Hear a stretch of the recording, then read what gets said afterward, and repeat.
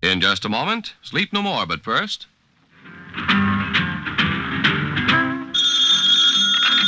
Hello? Oh, hello, Martha. No, just finishing my housework and enjoying NBC Bandstand on the radio. Oh, it's just fabulous. This week they have Bert Parks, of course, and the Glenn Miller Orchestra under the direction of Ray McKinley. But why am I telling you about it? Tune it in yourself. And enjoy the Glenn Miller Orchestra and singing star Bill Hayes live weekday mornings on most of these stations. Now stay tuned for Sleep No More on NBC. This is Nelson Olmsted. Sleep no more.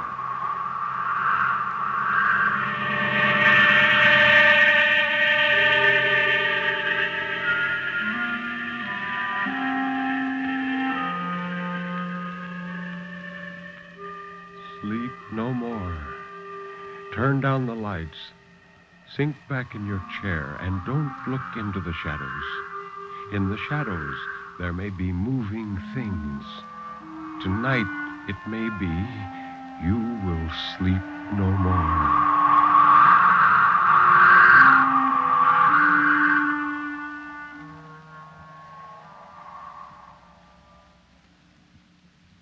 Good evening. This is Ben Grauer introducing tonight's tale of terror, told by Nelson Olmsted on the National Broadcasting Company's presentation of Sleep No More.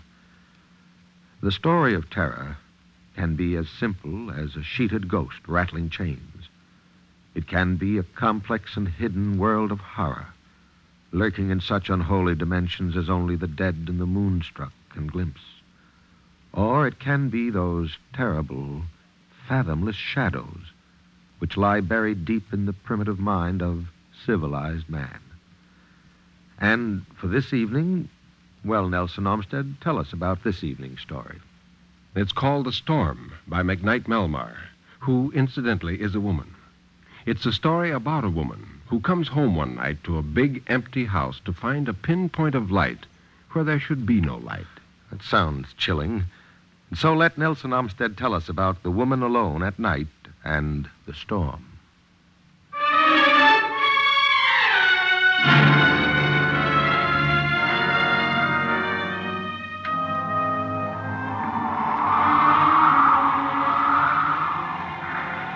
She inserted her key in the lock and turned the knob.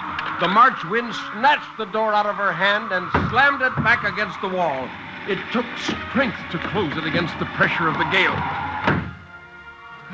She breathed a sigh of thankfulness at being home again and in time.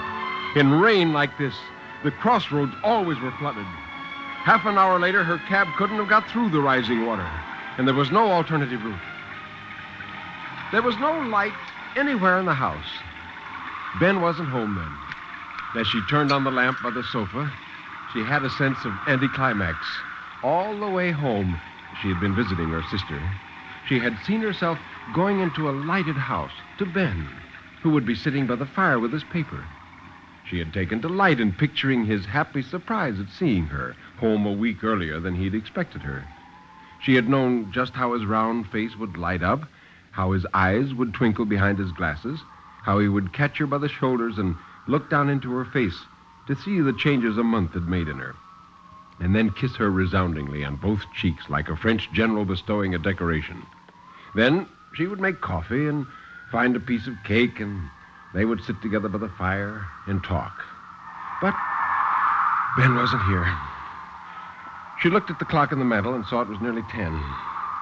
Well, perhaps he hadn't planned to come home tonight, as he wasn't expecting her. Even before she had left, he frequently was in the city all night because business kept him too late to catch the last train. Well, if he didn't come home soon, he wouldn't be able to make it at all. She began to walk through the house, turning on lights as she went. Ben had left it in fairly good order. There was very little trace of an untidy masculine presence, but then he was a tidy man. She made coffee. The wind hammered at the door and the windows. Listening, she wished for Ben almost feverishly. She never had felt so alone, and he was such a comfort. He had been so good about her going for this long visit, made because her sister was ill. He had seen to everything and had put her on the train with her arms loaded with books and candy and fruit. She knew those farewell gifts had meant a lot to him. He didn't spend money easily. To be quite honest, he was a little close. But he was a good husband. She repeated it to herself firmly as she sipped her coffee. He was a good husband. Suppose he was 10 years older than she and a little set in his ways, a little, perhaps, dictatorial at times and moody. He'd given her what she thought she wanted, security and a home of her own. If security were not enough, she couldn't blame him for it. Her eye caught a shred of white protruding under a magazine on the table beside her. She put out a hand toward it, yet her fingers were almost reluctant to grasp it. She pulled it out nevertheless, and saw that it was, as she had known instinctively, another of the white envelopes. It was empty, and it bore, as usual, the neat typewritten address, Benjamin T. Wilson, Esquire, Wildwood Road, Fairport, Connecticut. The postmark was New York City. It never varied. She felt the familiar constriction about the heart as she held it in her hands. What these envelopes contained, she never had known. What she did know was their effect on Ben. After receiving one, and one came every month or two, he was irritable, at times almost ugly. Their peaceful life together fell apart. At first, she had questioned him, had striven to soothe and comfort him, but she soon had learned that this only made him angry, and of late, she had avoided any mention of them. This one was postmarked 3 days before. If Ben got home tonight, he would probably be cross, and the storm wouldn't help his mood. Just the same, she wished he would come. She tore the envelope into tiny pieces and tossed them into the fireplace. As she straightened, a movement at the window caught her eye. She froze there, not breathing, still half bent toward the cold fireplace, her hand extended. The glimmer of white at the window, behind the sheeting blur of rain, had been, she was sure of it, a human face. There had been eyes. She was certain there had been eyes staring in at her. The wind's shout took on a personal, threatening note. She was rigid for a long time, never taking her eyes from the window. But nothing moved there now, except the water on the window pane. Beyond it, there was blackness, and that was all. The only sounds were the threshing of the trees, the roar of the water, the ominous howl of the wind. If only Ben would come home. If only she weren't so alone.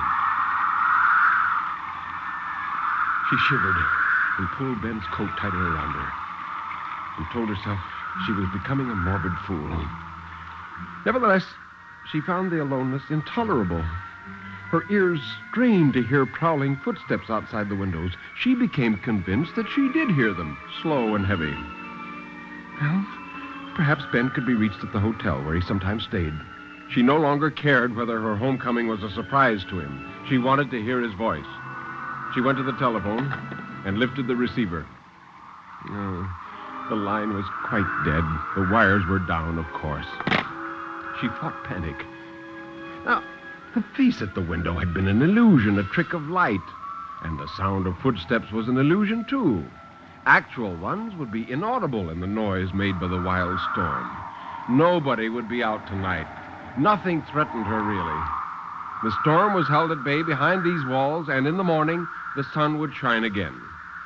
The thing to do was to make herself as comfortable as possible and settle down with a book. There was no use going to bed. She couldn't possibly sleep. She would only lie there wide awake and think of that face at the window, hear those footsteps. She would get some wood and build a fire in the fireplace. She hesitated at the top of the cellar stairs. The light, as she switched it on, seemed insufficient. The concrete wall at the foot of the stairs was dank with moisture and somehow gruesome. And wind was chilling her ankles. Rain was beating in through the outside door to the cellar because that door was standing open. The inner bolt sometimes didn't hold, she knew very well. If it had not been carefully closed, the wind could have loosened it. It took her a long minute to nerve herself to go down the steps and reach out into the darkness for the door latch. The wind helped her and slammed the door resoundingly. She jammed the rusty bolt home with all her strength and then tested it to make sure it would hold. She almost sobbed with relief of knowing it to be firm against any intruder. She had only to get an armful of wood. Then she could have a fire. She would have light and warmth and comfort. She would forget these terrors. The cellar smelled of dust and old moisture. The beams were fuzzed with cobwebs. There was only the one dim bulb. The wood pile was in the far corner, away from the light. She stopped and peered around. Nothing could hide here. The cellar was too open, the supporting stanchions too slender to hide a man. She almost ran to the wood pile.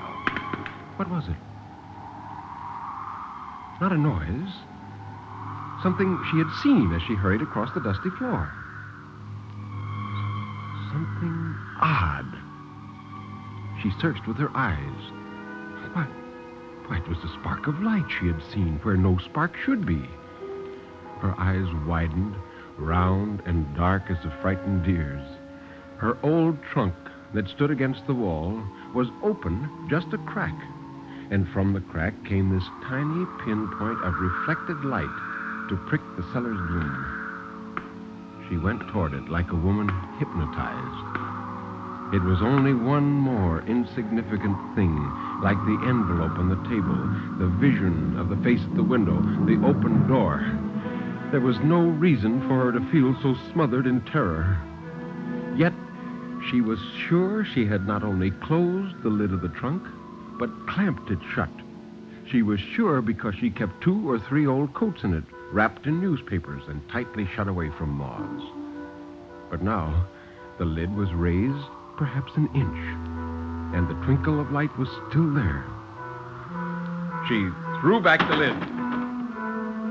For a long moment, she stood looking down into the trunk, while each detail of its contents burned itself on her brain. Each tiny detail was indelibly clear and never to be forgotten. She could not have stirred a muscle in that moment. Horror was a black cloak thrown around her, stopping her breath, hobbling her limbs.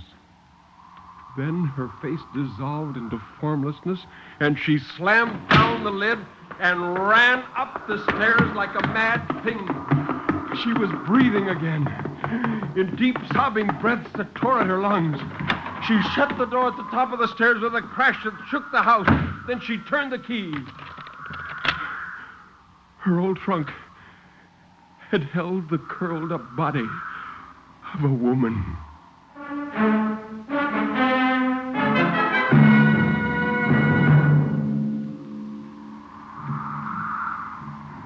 Her first impulse was to get out of the house. But in the time it took her to get to the front door, she remembered the face at the window. Oh, perhaps she hadn't imagined it after all. Perhaps it was the face of a murderer. A murderer waiting for her out there in the storm, ready to spring on her out of the dark and the rain. She fell into the big chair, her huddled body shaken by great tremors. She couldn't stay here, not with that thing in her trunk. Yet she dared not leave. Her whole being cried out for Ben. He would know what to do. She closed her eyes, opened them again, rubbed them hard. The picture still burned into her brain as if it had been etched with acid. Her hair, loosened, fell in soft, straight wisps around her forehead, and her mouth was slack with terror. She had not seen the face of the woman. The head had been tucked down into the hollow of the shoulder, and a shower of fair hair had fallen over it. The woman had worn a red dress. One hand had rested near the edge of the trunk, and on its third finger there had been a man's ring, a signet bearing the raised figure of a rampant lion with a small diamond between its paws. It had been the diamond that caught the light. The little bulb in the corner of the cellar had picked out this ring from the semi-darkness and made it stand out like a beacon. She would never be able to forget it. Shudders continued to shake her. She bit her tongue and pressed her hand against her jaw to stop the chattering of her teeth. She drew the coat closer about her, trying to dispel the mortal cold that held her. Slowly, something beyond the mere fact of murder, of death, began to penetrate her mind. Slowly, she realized that beyond this fact, there would be consequences.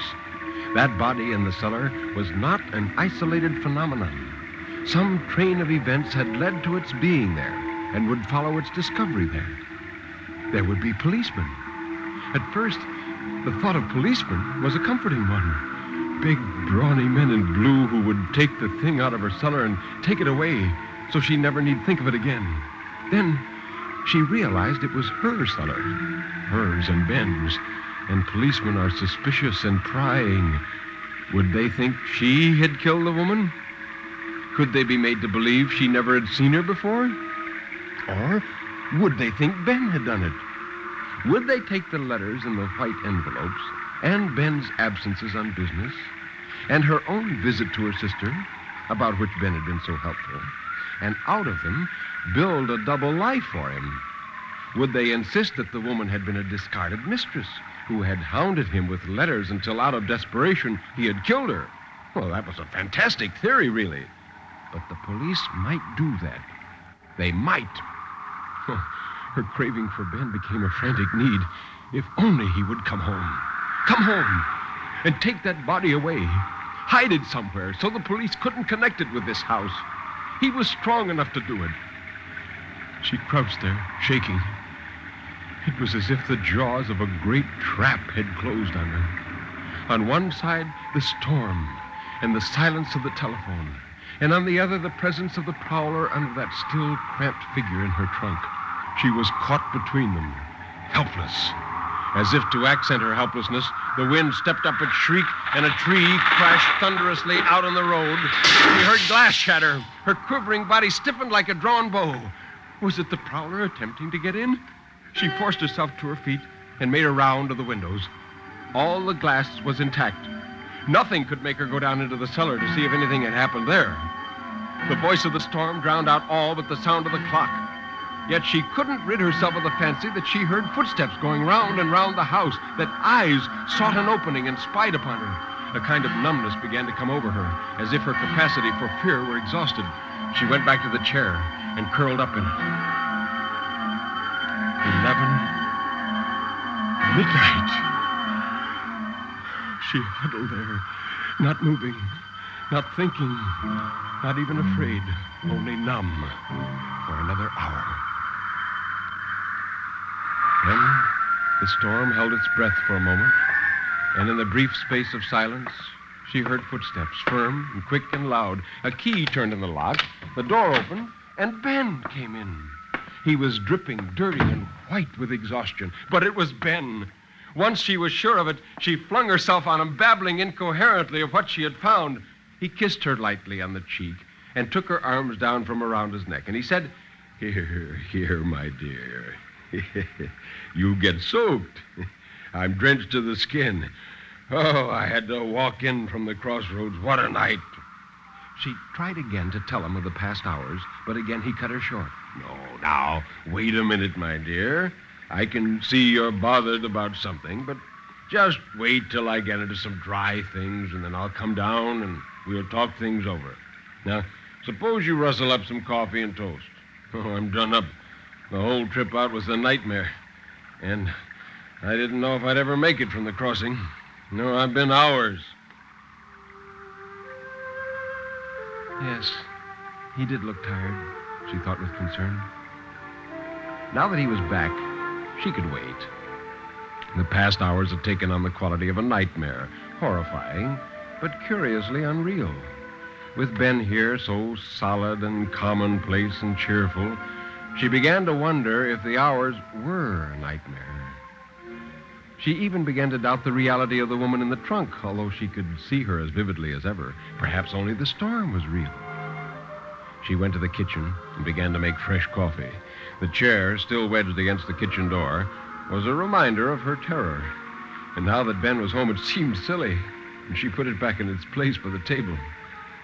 He came down very soon, before the coffee was ready. Oh, how good it was to see him in that old gray bathrobe of his hands thrust into its pockets. She was almost shamefaced when she told him of the face in the window, the open cellar door, and finally of the body in the trunk. None of it, she saw quite clearly now, could possibly have happened. Ben said so, without hesitation. But he came to put an arm around her. He said, "Well, now, you poor child, the storm has scared you to death, and I don't wonder. It's given you the jitters." She smiled dubiously. She said, "Yes, I'm almost beginning to think so. Now that you're back, it seems so safe, but you will look in the trunk, Ben. I've got to know. I can see her so plainly. How could I imagine a thing like that?" "Of course I'll look, if it'll make you feel better. But I'll do it now. Then I can have my coffee in peace." He went to the cellar door and opened it and snapped on the light. Her heart began to pound once more, a deafening roar in her ears. She could not have imagined it. It was incredible that she could have believed for a minute that her mind had played such tricks on her. In another moment, Ben would know it, too. She heard the thud as he threw back the lid of the trunk. She clutched at the back of the chair, waiting for his voice. It came in an instant. "There's nothing here but a couple of bundles. Come take a look."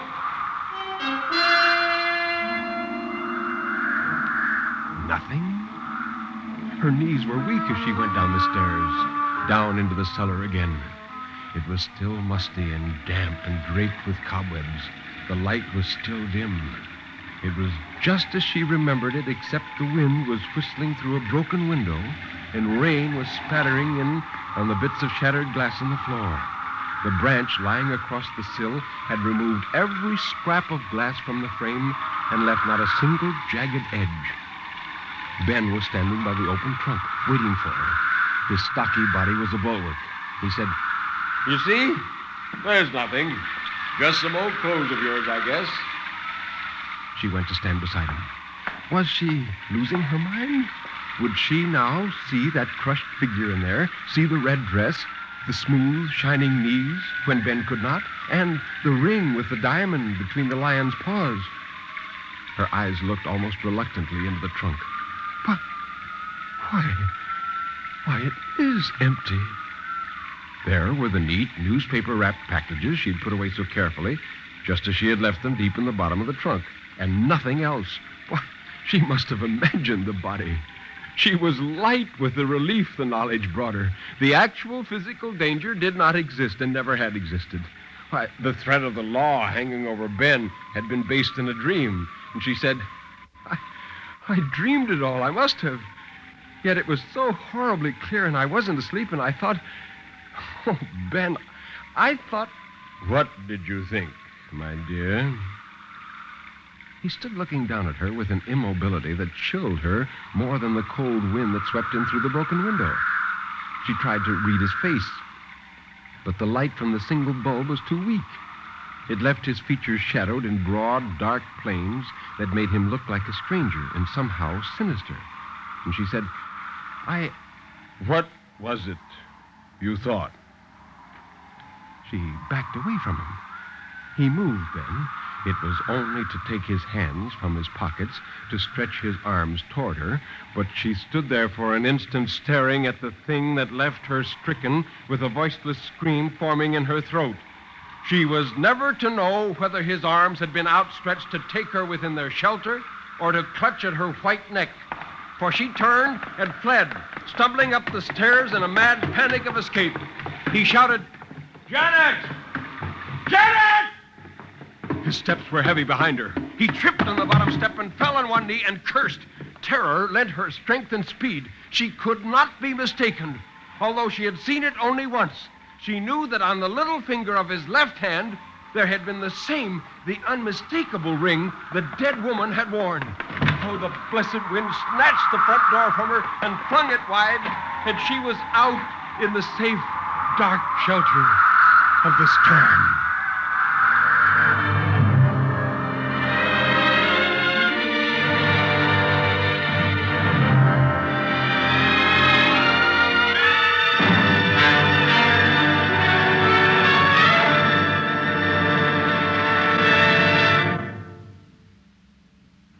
This is Nelson Olmsted. The story you heard tonight was written by a woman and was about a woman. In the moments that remain tonight, and while you're in such a wonderful, sleepless mood, I'd like you to hear the famous poem Edgar Allan Poe wrote about a woman, his wife. Here is Annabel Lee.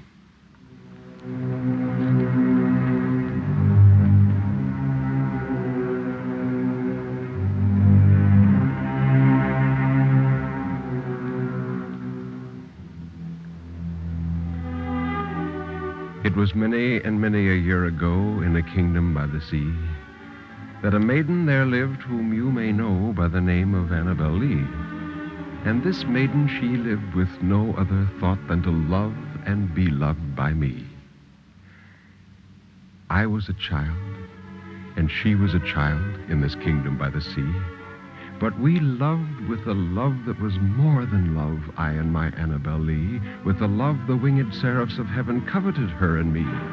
And this was the reason that long ago, in this kingdom by the sea, a wind blew out of a cloud, chilling my beautiful Annabel Lee, so that her high-born kinsman came and bore her away from me, to shut her up in a sepulchre in this kingdom by the sea. The angels, not half so happy in heaven, went envying her and me. Yes, this was the reason, as all men know in this kingdom by the sea, that the wind came out of the cloud by night, chilling and killing my Annabel Lee. But our love, it was stronger by far than the love of those who were older than we, of many far wiser than we. And neither the angels in heaven above nor the demons down under the sea can ever dissever my soul from the soul of the beautiful Annabel Lee. For the moon never beams without bringing me dreams of the beautiful Annabel Lee. And the stars never rise but I see the bright eyes of the beautiful Annabel Lee. And so, all the night tide, I lie down by the side of my darling, my life and my bride, in her sepulchre there by the sea, in her tomb by the side of the sea.